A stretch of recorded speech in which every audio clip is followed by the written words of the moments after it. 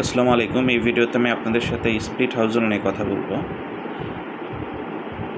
Household কোশ্চেনিয়ারে আমরা প্রথম দিকের অপশনগুলো দিয়ে চলে আসলাম খানা আইডি সিলেক্ট করার জন্য।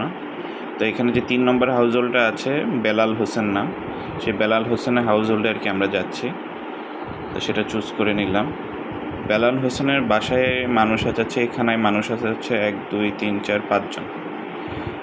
তো 5 জন আছে, এর মধ্যে আমি ধরে নিলাম যে মিঠু নামে যে আছে সে ছেলে এবং সে হচ্ছে এই খানা থেকে 2010 সালের পর বিভাজিত হয়ে বিয়ে করেছে এবং সে কারণে বিভাজিত হয়ে নিজে আলাদা একটি খানা করেছে। সো 5 জন ছিল, মিঠু আলাদা হয়ে আরেকটি খানা করেছে। তো এটা একটি স্প্লিট হাউজহোল্ড, মানে এটা আদি হাউজহোল্ডে আমরা এসেছি, আমরা মূল খানায় এসেছি, এসে জানতে পারলাম যে এখান থেকে একটা স্প্লিট হয়েছে। তাহলে খানার বর্তমান অবস্থা কী দিব, যে বিভাজিত।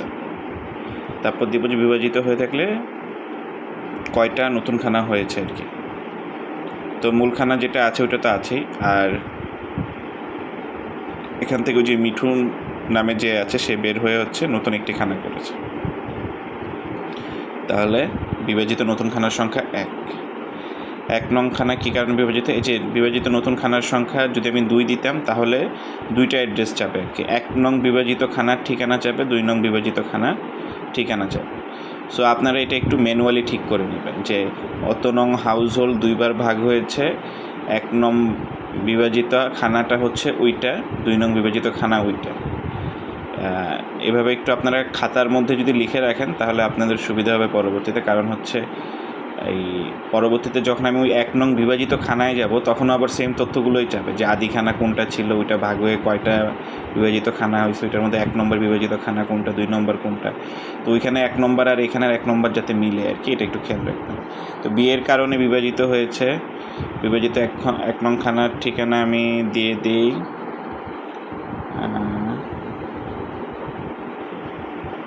পাশাপাশি আছে এই অনুমান করে আর কি ঠিকানাটা দিলাম। এখন এই যে এই কোশ্চেনটা ইম্পর্ট্যান্ট, এখান থেকে আমরা বুঝতে পারবো যে আপনি কি স্প্লিট হাউজহোল্ডে গিয়েছেন নাকি আদি খানায় গিয়েছেন। এখন যেই খানায় জরিপ করবেন এটা কি আদি খানা নাকি, যদি আদি খানা হয় তাহলে হ্যাঁ দিবেন। আমরা এখন আদি খানায় আছি, বেলাল হোসেনের আদি খানায় আছি, এই জন্য আমরা হ্যাঁ দিচ্ছি, হ্যাঁ দিয়ে গিয়ে যাই। তো কনসেন্ট নিয়ে নিলাম, এরপর ধর্ম মুসলিম, বর্তমান জরিপের সময় খানা প্রধানের নাম, আগে যিনি ছিলেন উনি, তো সে 2010 সালে খানা প্রধান ছিল, কোনো অমিল হয় নাই। এখন এই যে সদস্যদের তালিকা চাওয়ার আগে সদস্য সংখ্যা জানতে চাচ্ছে। তো আমাদের তো আগে ছিল 5 জন, এখন যদি আদি খানায় নতুন কোনো সদস্য হয়ে থাকে, ওই যে মিঠু যে বের হয়ে গিয়েছে, মিঠুকে তো আমরা পরে মিঠুর নাম আসলে ওইখানে মার্ক করে দিব যে বিভাজিত হয়ে সে বিভাজিত খানায় চলে গিয়েছে। তো আমরা 5 জনের সাথে যদি নতুন কোনো সদস্য থাকে, এবার মনে করেন যে আরও 2 জন হয়তো বা বাচ্চা অ্যাড হয়েছে, তো আমরা ওই আগের 5 জনের সাথে 2 জন মিলিয়ে লিখব, 7 জন হবে। তো আগের 5 জনের নাম আসলে ওইখানে আমি মিঠুকে বাদ দিয়ে দিব এইভাবে যে বিভাজিত খানায় চলে গেছে, আর পরে তো 2টা নতুন ফিল্ডে আসবে, ওইখানে আমি নতুন যে 2 জন বাচ্চা হয়েছে বাচ্চাদের নাম লিখব আর কি। সো 5-এর সাথে আর আদিখানে গিয়ে আমি 2টা বাচ্চা পেয়েছি, তো আগের 5-এর সাথে নতুন 2 যোগ করে 7 লিখে দেব।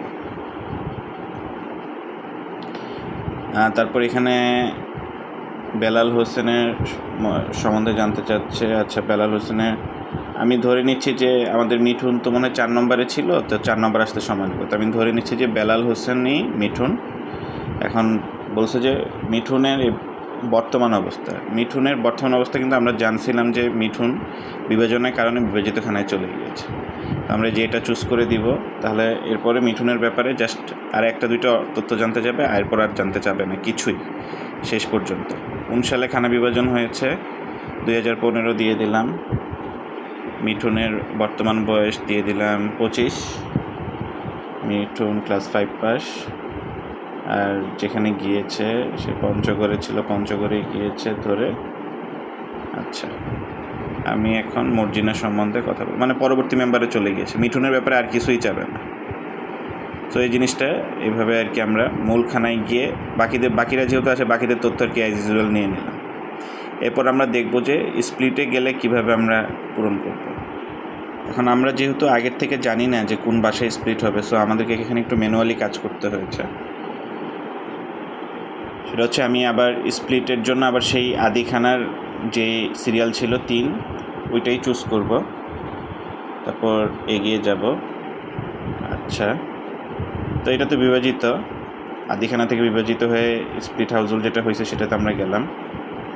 তো এখানে ওই আবার পুরান তথ্যগুলোই চাচ্ছে যে আদিখানা থেকে বিভাজিত হয়ে কয়টা নতুন খানা হয়েছে। তো একটাই নতুন খানা হয়েছে, 1 নং খানা, যেটা আমরা আগে মার্ক করে আসছি। 1 নং খানাটা ছিল মিঠুনের। তো 1 নং খানা কী কারণে বিভাজিত হয়েছে? বিয়ে। 1 নং খানার ঠিকানাটা হচ্ছে ওই একই ঠিকানা দিয়ে আমরা এগিয়ে যাই। এখন এখানে পরিবর্তন হবে। এখন যেই খানার জরিপ করবেন এটি কি আদিখানা নাকি মূলখানা? কিন্তু এটা তো আদিখানা না, মানে এটা মূলখানা না। তাহলে আগে আমরা হ্যাঁ দিয়েছিলাম যেহেতু আমরা মূলখানায় গিয়েছিলাম, এখন আমরা বিভাজিত খানায় এসেছি, সো এটা মূলখানা না, না দিয়ে দেব। এটা আপনারা না দিলে আমরা বুঝতে পারবো যে আপনি আসলে কোনো একটা স্প্লিট হাউজহোল্ডে গিয়েছেন।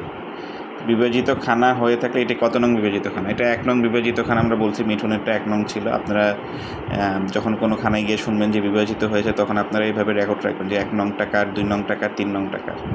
এটা যাতে সব জায়গায় 1 নং যাকে বলছেন যে মিঠুনের 1 নং বিভাজিত খানা, ওটা যাতে 1 নংই থাকে আর কি। তারপর এগিয়ে যাই। তো এখানে তো জরিপের যে হাউজহোল্ড হেডের নাম পরিবর্তন হবে, মিথুন হবে। তারপর তার বর্তমান লিঙ্গ দিলাম। 2010 সালে খানা প্রধানের সাথে সম্পর্ক। 2010 সালে আদিখানা খাদাম প্রধানের সে পুত্র। অমিল হওয়ার কারণ মিলতেছে না, কী কারণে? কারণ হচ্ছে বিভাজিত খানায় সে নতুন খানা প্রধান হয়েছে। এখন এখানে একটা বিষয় আছে, এই যে সদস্য সংখ্যা চাচ্ছে। সো আদিখানায় ছিল 5 জন, মানে বিভাজিত খানায় এসে আমি পাইলাম মিঠুনকে, মিঠুনের ওয়াইফকে এবং মিঠুনের একটা বাচ্চা হয়েছে।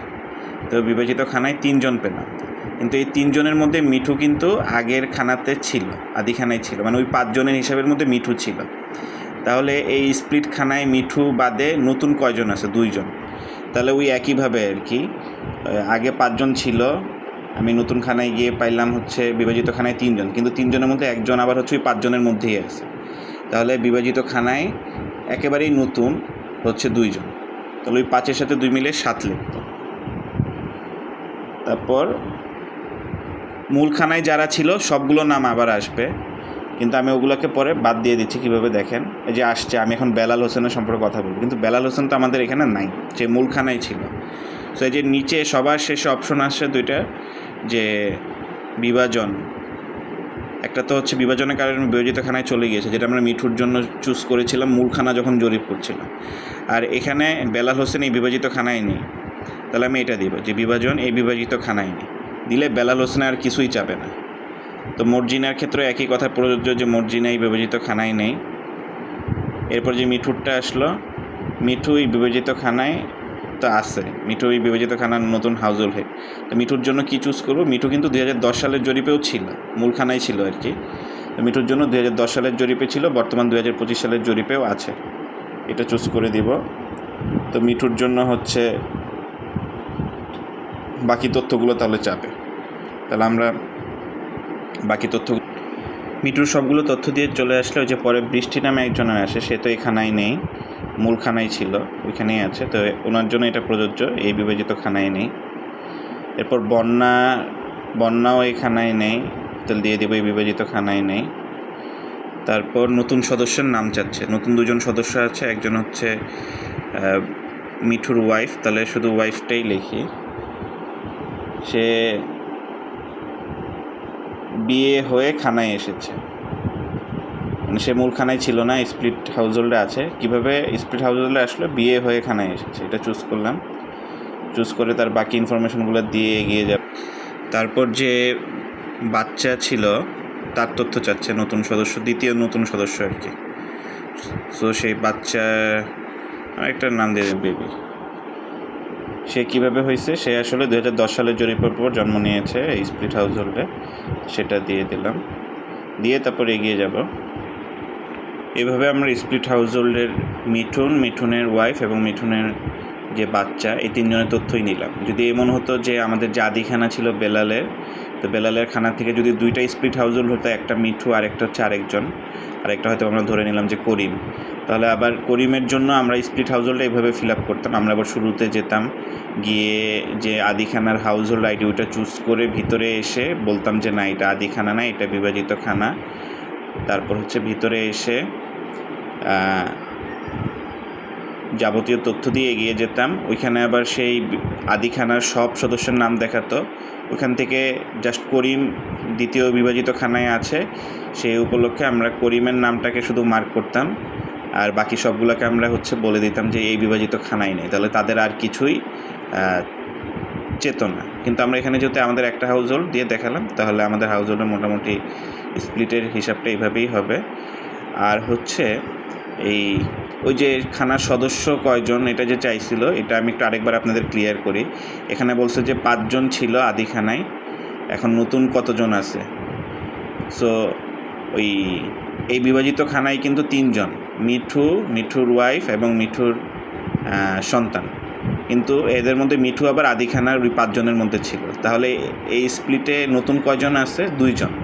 তাহলে আদিখানার 5 জনের সাথে 2 জন যোগ করে 7 জন লিখতে হবে। এটা জাস্ট একটু আপনাদেরকে ক্লিয়ার করলাম, এই হিসাবটা ঠিক করবেন। নাহলে আপনি যদি বেশি লেখেন তাহলে ওইদিকে একজনের নাম, নতুন সদস্যের নাম বেশি চাবে আর কি।